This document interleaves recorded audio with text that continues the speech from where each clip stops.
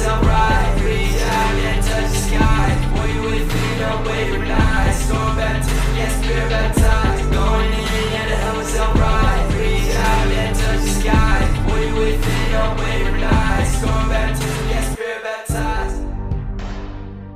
Welcome back to I'm Going In. I'm Todd Blyleven, your host, and I'm thrilled again to have an incredible guest, Shane Nebbia, to today's episode.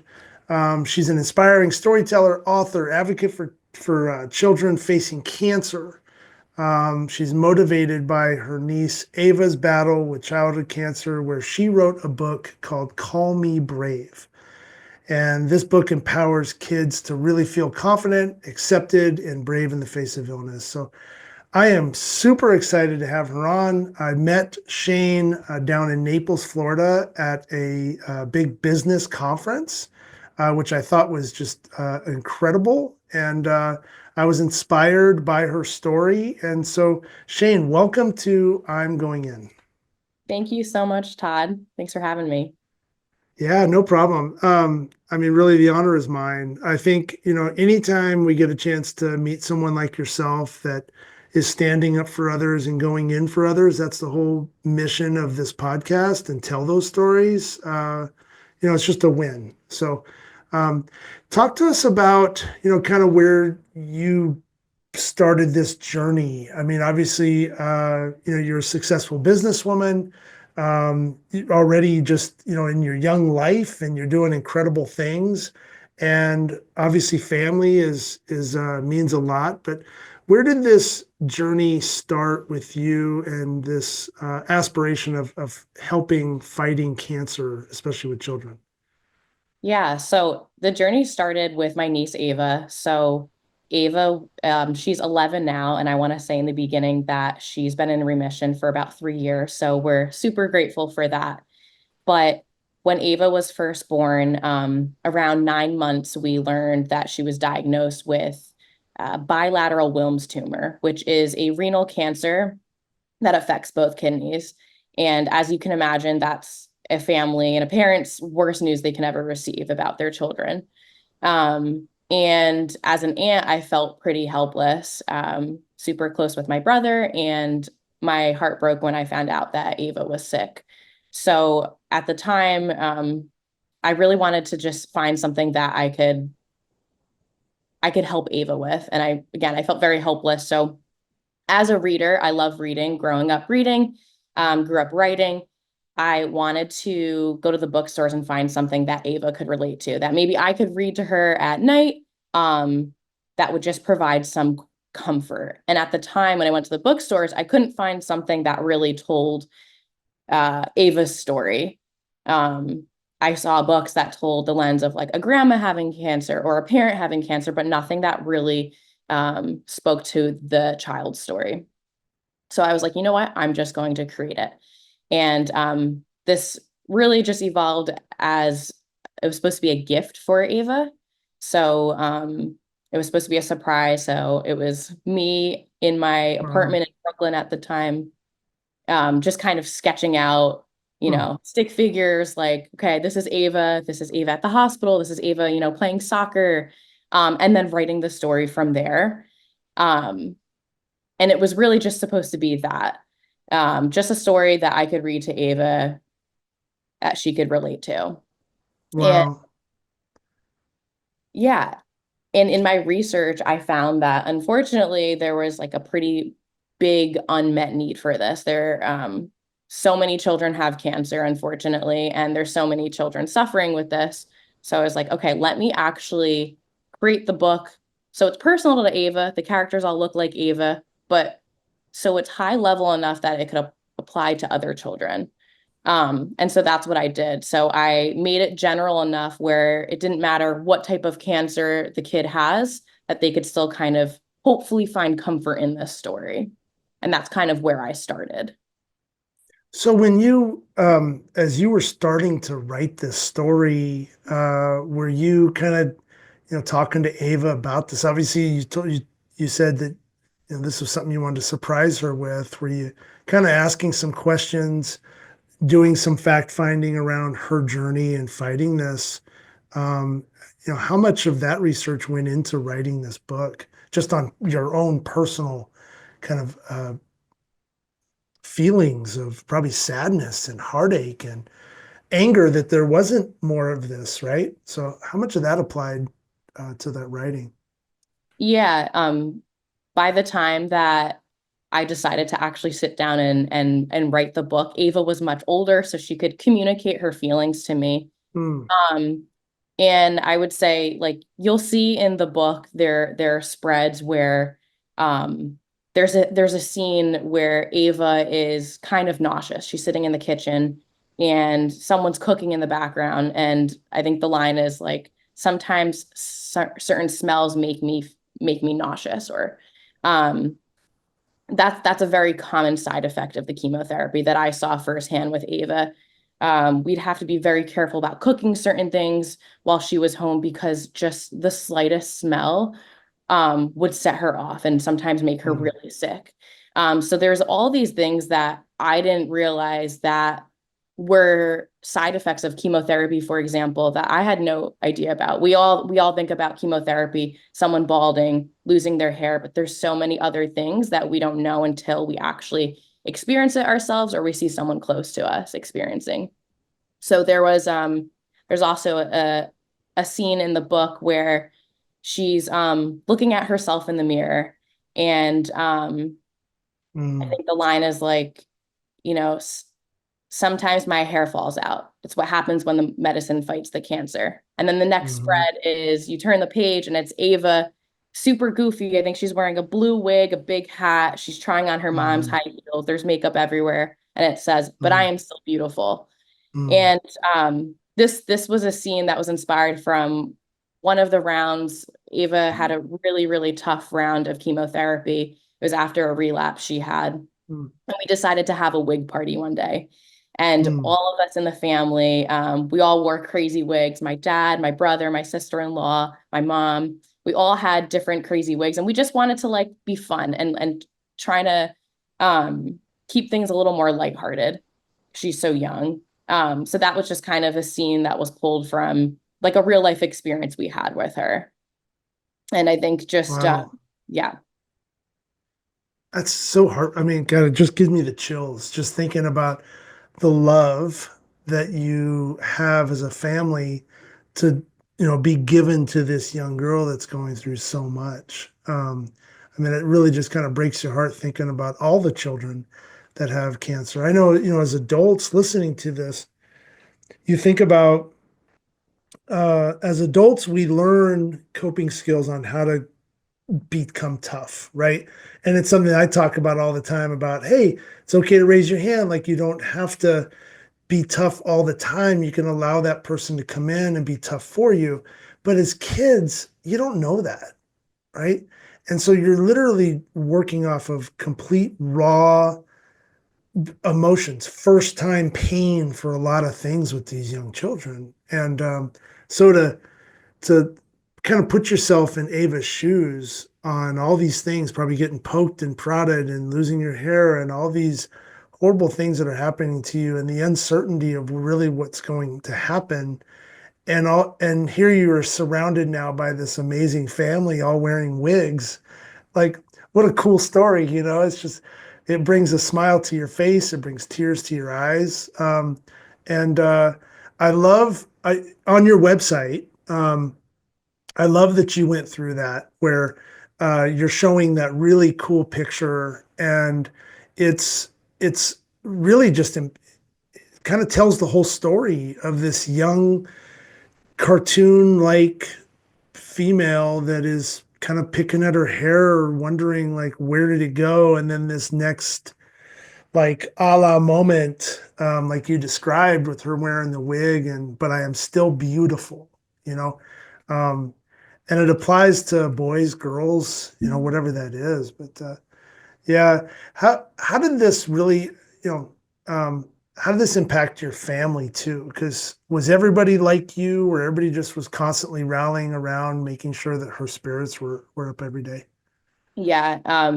My family really came together on both sides, my side and then also my sister-in-law side. Everyone banded together took turns like flying out there, spending a lot of time. My parents temporarily moved to St. Louis, where my brother and his family live, just to help be there. Especially when with the second child was born, my other niece. Yeah, everyone really banded together and tried to just make a really hard situation just a little easier. Yeah. Wow. Now, so you're writing this book. Were you the illustrator too? And talk us through kind of how this whole thing came to light. I mean, obviously you're doing all the research. That's probably your business background and fact finding and all these things, right? But talk to us about how this went from vision to a couple pages to, oh my gosh, I have something. And then what was that process like bringing this to publish and where you're at today with selling it? Yeah, so it was a chaotic process, to be honest. I had no idea what I was doing. And like I mentioned, it started off with, I think my parents were moving me into my first apartment in New York. I was living in Brooklyn with my best friend, and I was sitting on the couch one night and I was like, okay, I actually want to do this. I want to get this done. It was me drawing stick figures. To Mm. answer your question, I did not illustrate the book. I can't take credit for that. I wish I was that talented, but I did find an illustrator online that I was able to work with, and he really brought my vision to life. So I would show photos to him. I sent him a million pictures of Ava, my other family members, because I wanted the characters to really resemble them. And then also, yeah, we would go through rounds of edits where he would send me a photo and he'd be like, all right, okay, you know what? Like, can you make her hair a little more curly? She has these beautiful curls. Like, can you, make my brother's eyes a little more green? So he really worked with me to bring that to life. And then I would say what I really wanted to convey in this story was not just talk about like the physical effects of childhood cancer, but really address the psychological effects. And I think this was something, again, that I did not realize until I saw Ava go through this, but there's so many things that children with cancer have to face in addition to the physical pain and the surgeries and the grueling treatments. And that's missing out on school, that's missing out on, play dates, birthdays, holidays with their friends, Halloween parades, and also psychological effects of losing their hair, for example. Um, I think a lot of us females, especially, hold a lot of identity with their hair. And unfortunately, when they lose that, it could really have some negative impacts on their self-esteem. And I remember one day I was FaceTiming with Ava, and this was after another relapse she had, and she made the really brave decision to shave her head herself. So she was kind of taking control of the situation. And Wow. she had shaved her head, and then she called me on FaceTime, and she was like showing off her bald head, and she was like, Mhm. "Look, Aunt Shani," she's like, "I look like a boy now."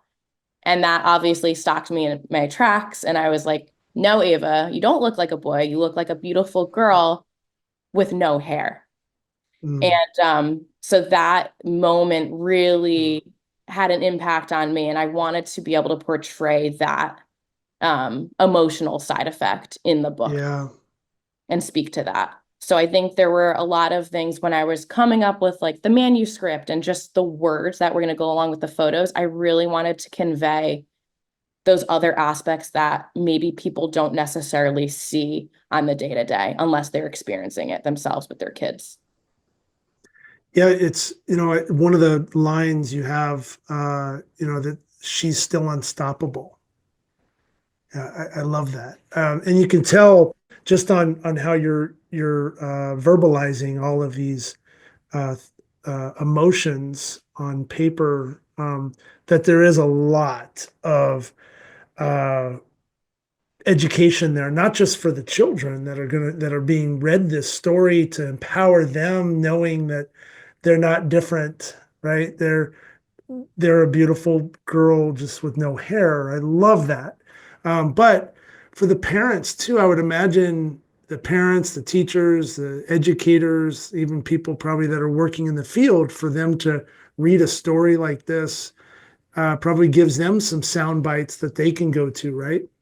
Yeah, exactly. And that's what I found too. There's elementary schools that have brought this book into their classroom, incorporated it into their curriculum. And I think it is really important for children like Ava when they're re-entering the classroom for their students and their peers to understand just even a slice of what they went through. And it explains, again, it goes back to the hair thing, like, why does my classmate or my friend Ava have hair one day and the next week she's completely bald? And it's just trying to bring light and awareness to the situation so that these children who are already missing out on so much don't feel isolated when they re-enter back into, normal life or the classroom. So I think it kind of brings a level of empathy to these children at a younger age, and it helps them just understand unfortunately, a really hard topic to talk about for anybody, but it kind of breaks it down a little bit for a younger age. Yeah, so true. I love the whole education piece of this. I mean, even the smells that you were talking about, why, if, all her little friends now have a guide to help them understand what she's going through. And it's so cool. I mean, it's a horrible thing that these children go through, people, cancer victims in general.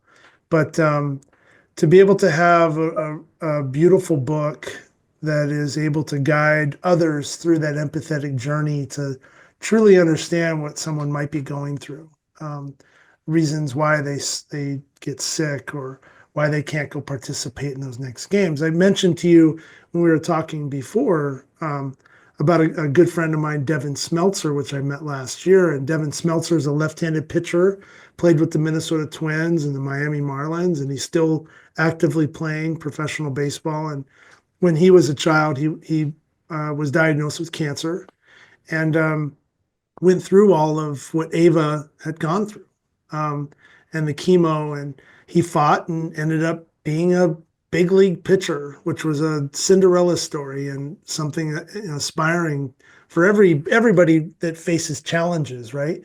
But Devin would tell stories about how now he goes back and gives back to the cancer wards, especially children, because he understands where they walked. And there wasn't those guides, right? So he is that person that can lift up his shirt and say, "Hey, I have a port." And they just go, "Oh man, like you're my superhero, not because you played, but because you're standing here." And I think, how you were able to stand up and go in and write this book, just based pure out of love and then out of education, and now how it's being used in so many different arenas. It's very similar to Devin's story, where you don't have the port, but you're trying to shine light on the kids that do. Yeah, exactly. Wow, that's amazing. So where are people buying this? And then obviously, we want to get behind you and try to really push this as far as we can with our educators and our listeners, and really just push this in, because I could see this. This should almost be a mandated curriculum that we should be going through. And do you get, this goes beyond cancer, I think, right? It's more of a, hey, this person's different. Maybe they're going through some other struggles. Are you getting that at all too with this?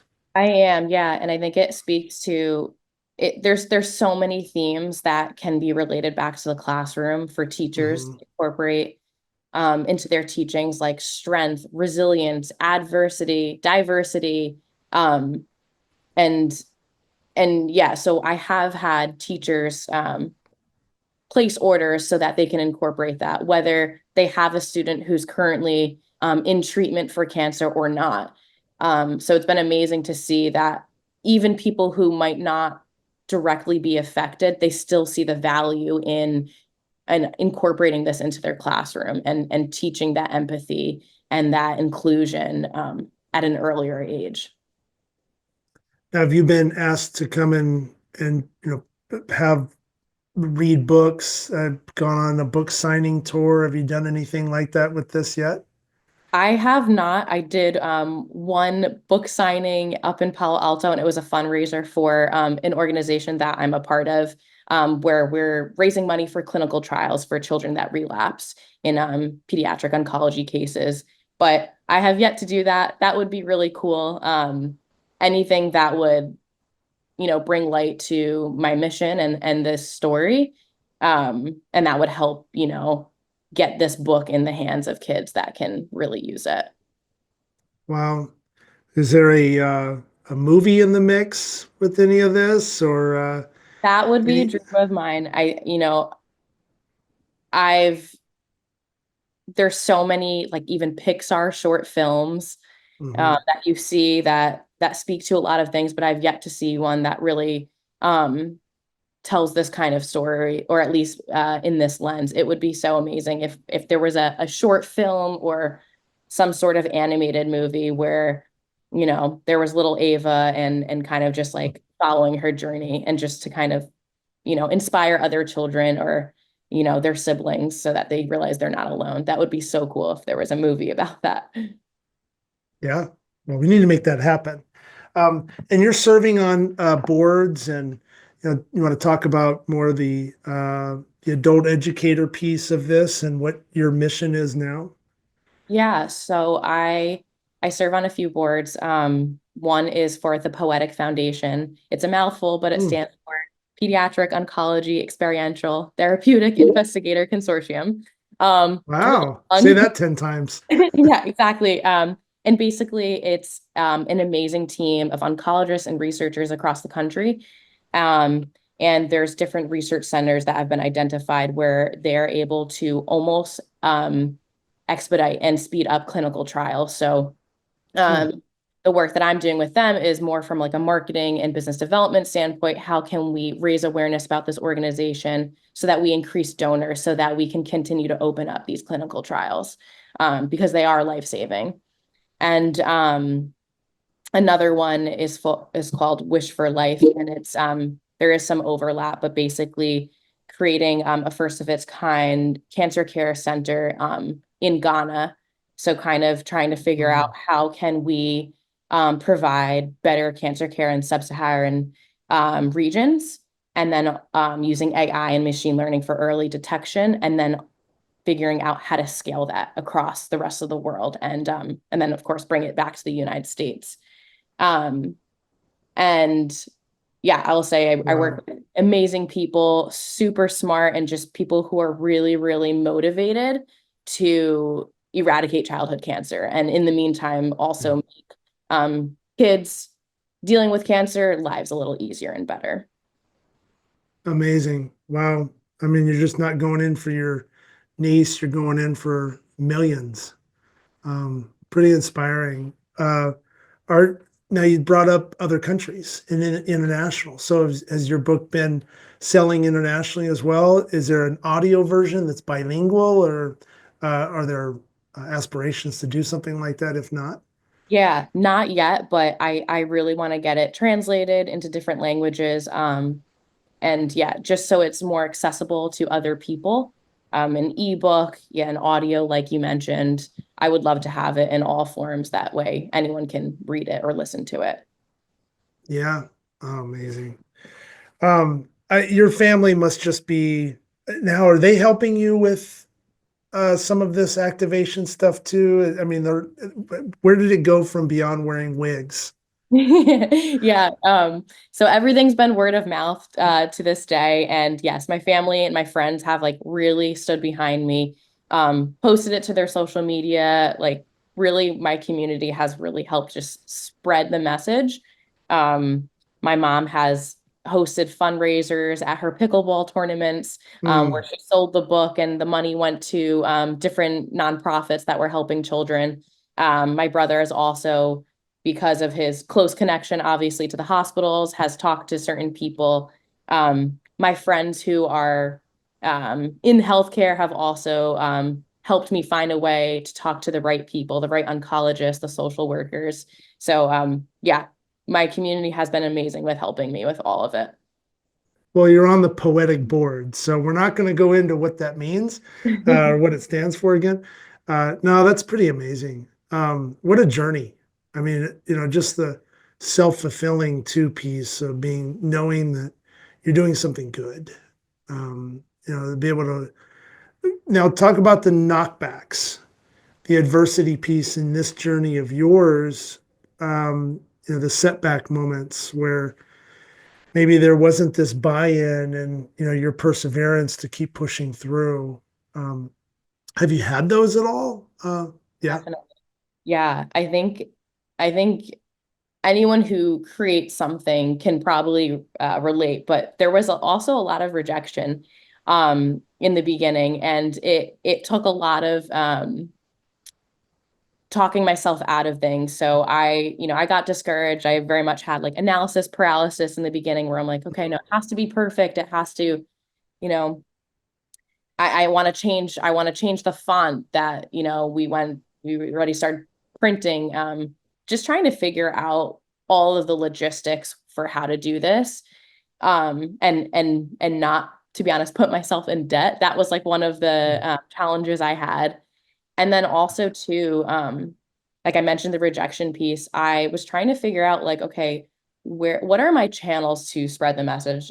I mentioned everything has been word of mouth. I haven't done any online advertising, partially on purpose because I think that the people who are finding my book are the people who are searching for it. And I think, Mm. organic search has done a really good job, but I got a table once or a few times, I should say, at a local farmer's market where, I had my tablecloth, my banner. I was so excited. Um, and some people would come up and then they would see, oh, like the kid would run up and of course be like attracted to the bright colors on the cover of the book. They probably couldn't read at the time and they're like, mommy, look at this. And then, a parent would read it and be like, ooh, I don't know, like that's not for us.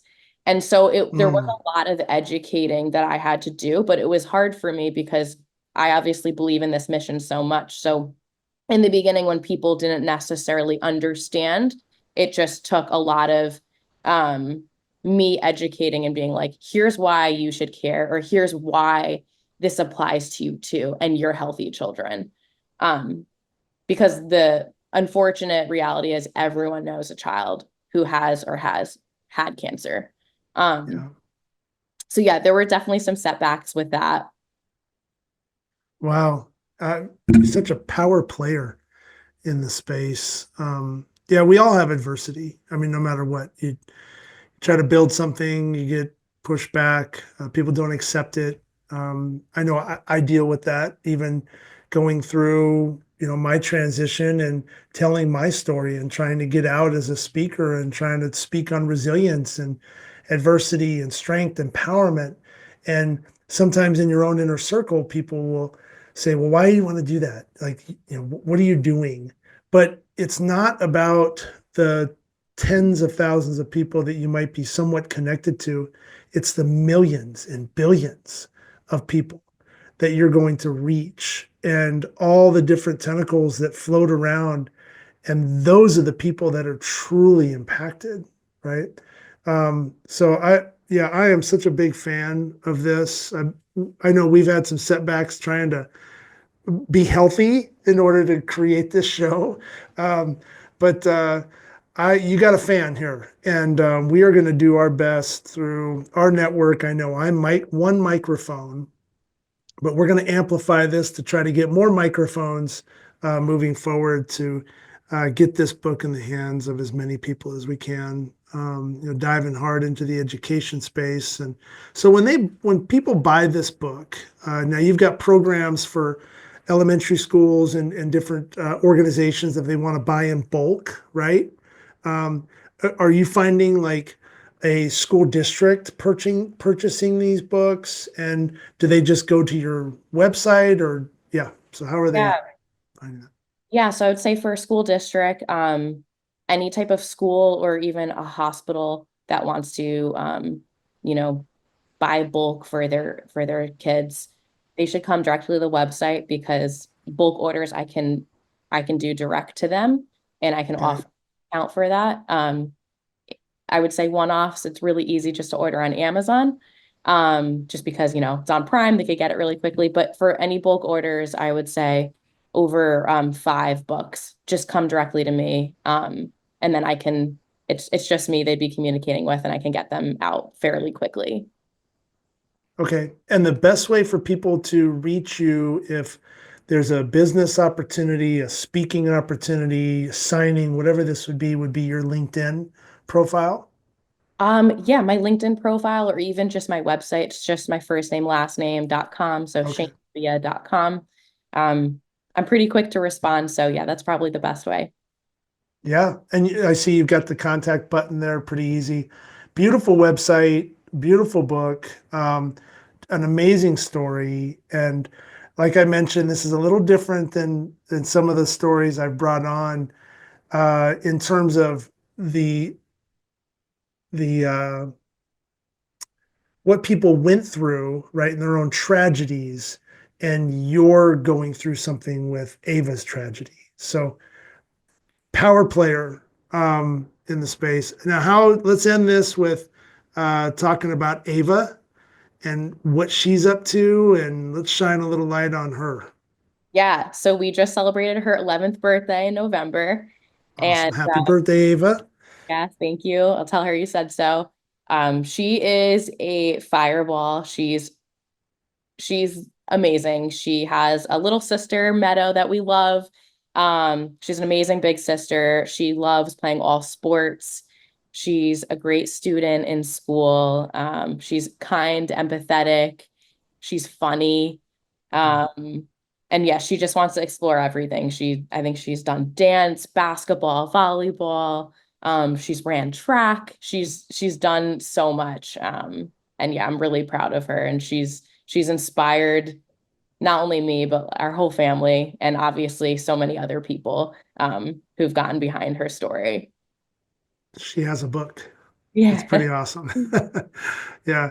Shane, thank you so much for being on I'm Going In. I can't wait to get this story out and do what we can to just try to help and amplify your efforts. But thank you again for everything you're doing. Keep moving forward, keep going in for others, going in for yourself, taking time to make sure that that happens, of course. But just keep that smile on your face, and really appreciate you being on. Thank you so much, Todd. I really appreciate it.